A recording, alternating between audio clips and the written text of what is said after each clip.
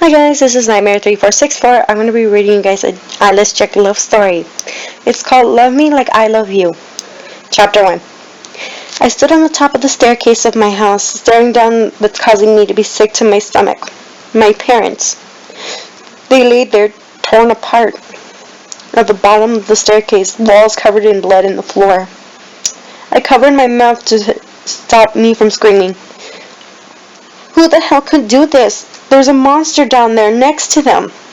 A figure that was like kneeling down them, tearing their organs out.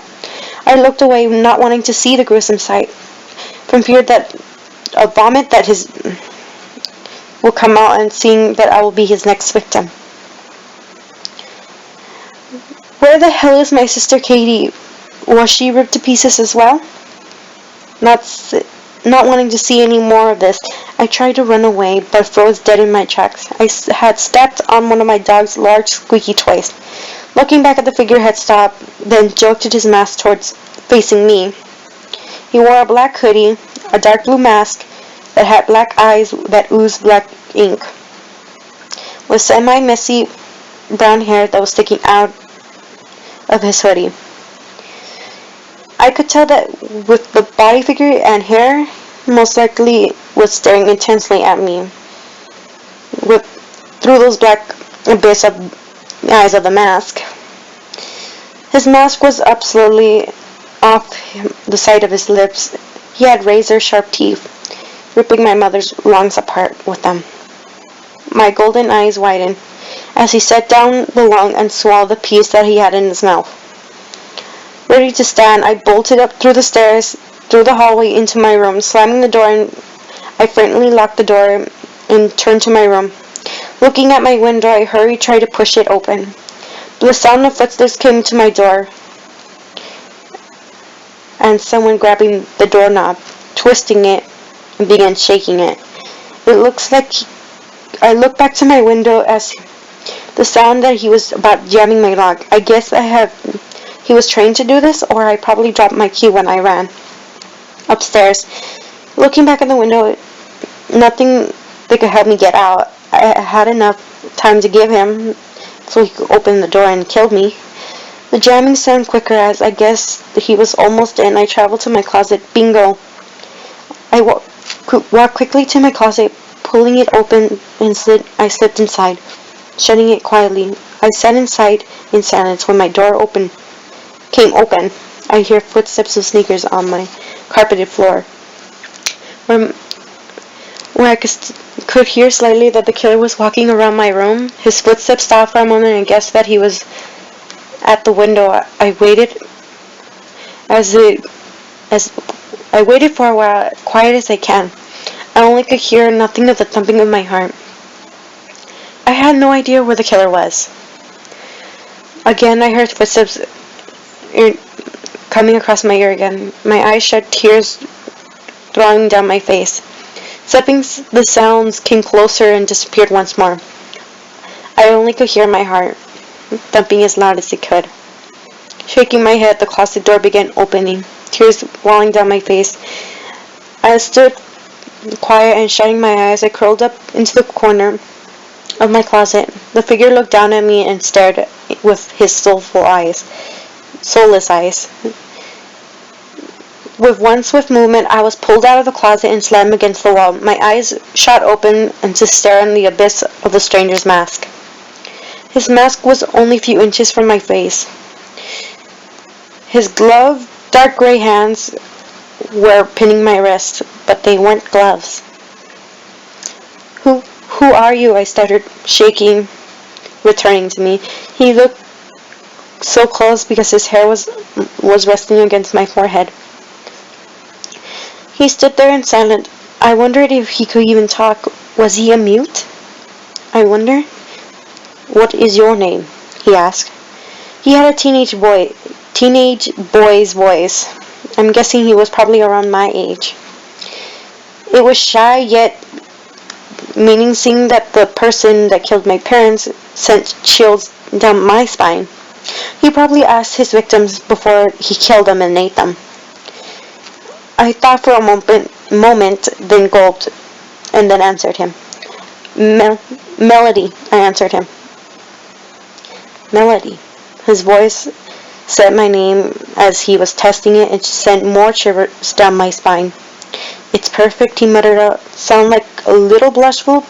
I blushed a little, but he continued watching me. I wondered what he looked like under the dark blue mask, an eyeless mask. I stood there quietly, though. As I stood, I was afraid that he was going to kill me at any moment. He didn't move. He just kept his mask covering his eyes to me.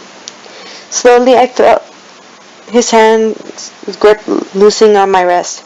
Had disappeared, then letting me go. He didn't move beside that, though.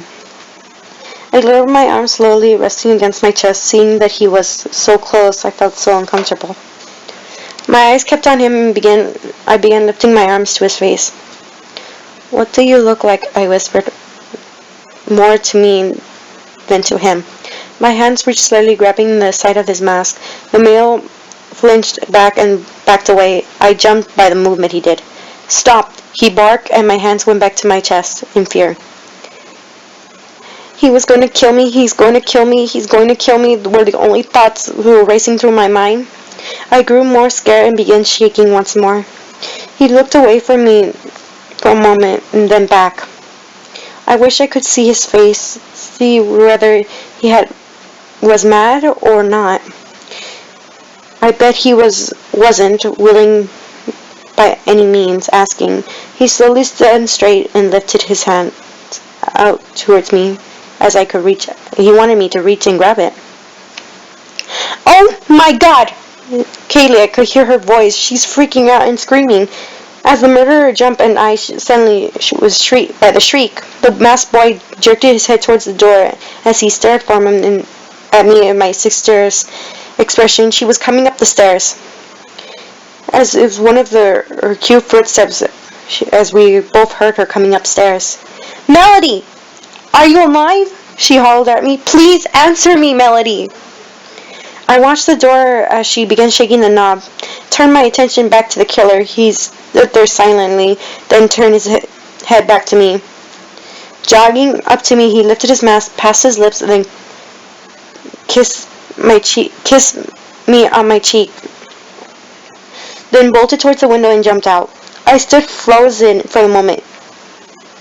He left a kiss on my cheek as I puzzled and blinked a bit, and then I ran towards my window. I looked out to see him running towards the forest, 3 houses away from mine. He stopped, feeling my glance, and then he looked back up to me. He started and waved goodbye, and then going back running. I jumped away from the window as my sister bursted into my room. Her hair was messy and her makeup was streaming with tears. She was wearing her work clothes, work shirt and pants, meaning that she's been working all night, the night shift at her job. She had fear in her eyes, but a sigh of relief as she seen me.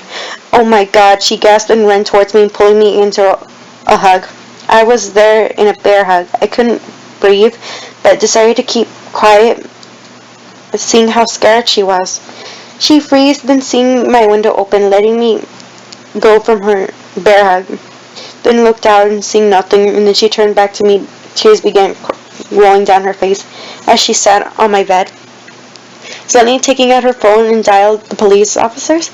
I listened as she talked to the officers, telling a woman on the other line how she got home and when she found her parents brutally murdered and her sister barely alive. I thought about the boy who went out my window. Who was he? Was he a murderer? A cannibal? I had been hearing about something like that, someone killing people in my town. But why he left me alive and left my home, giving me a kiss on my cheek? Melody, they want to talk to you, my sister told me. I blinked out of my thoughts and then looked at her. Slowly nodding, I took the phone. Hello? Melody, a woman's voice asked. Yes. I would like to ask you what happened tonight, if you don't mind me doing so. My stomach felt like it was on a burst or something, but I agreed to it. As she began speaking to me. Eyeless Jack's point of view. That was close. I raced through the dark woods near the girl's house and rain began pouring down on me.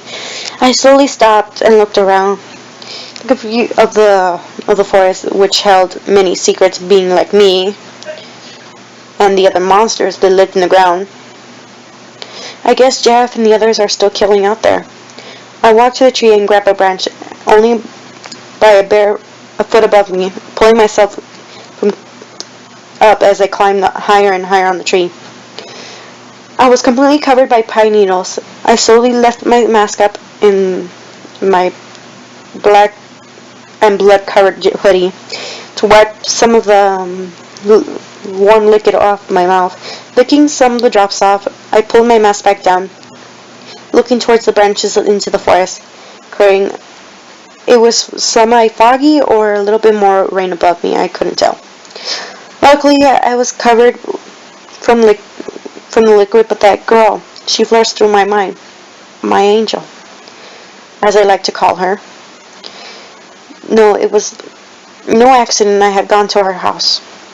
I wanted to see her more clearly, but her damn parents, they woke and attacked me. My cannibal urge came out of nowhere, and I knocked them down and tore them limb from limb. Another flash of Melody's image came through my mind. I remember when I had first saw her. It was about a year ago.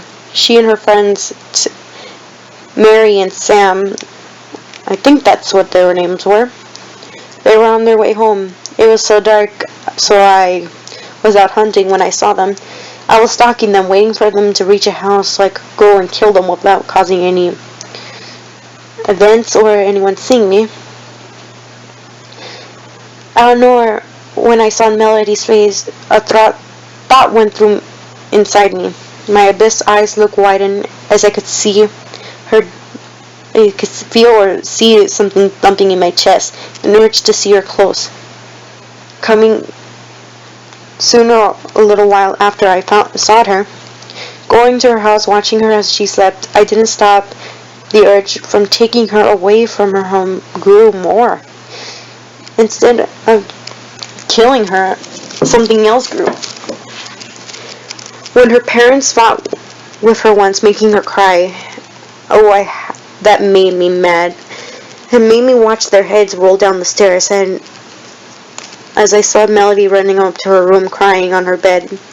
Another moment was when I had accidentally followed her to school. There was a boy named John and his friends. They were pushing her into her locker and locking her in. He was next on my list. I've been going around killing people who ever seemed to harm her. Her parents are now gone. That only left the boy, John. A plan came in my head, and I quickly jumped down from the tree branch and bolted back into town. Melody's point of view. Me and my sister are sat in the hotel room now. It was a nice room, 2 beds, clean bathroom, and 3 night station, and a pool table, I'm guessing, and a game, cute controllers and everything with Mario Kart and dressers and a TV on. No matter how nice it was, I was still in pain. Casey had cried herself to sleep now. I sat barely awake in my bed, the masked boy resting in my mind. I couldn't stop thinking about him. Who was he? I didn't realize his voice, definitely not someone I knew from school. But I heard about a cannibal going around killing and devouring people in our town, but I had no idea that he would come after me and my family, more or less leaving me alive and kissing me in my cheek. My eyelids grew heavy, and I slowly dropped clothes. I didn't want to go to school tomorrow. Maybe it would get my mind on all of this mess. As I was thinking a little bit more, I drifted into a deep sleep.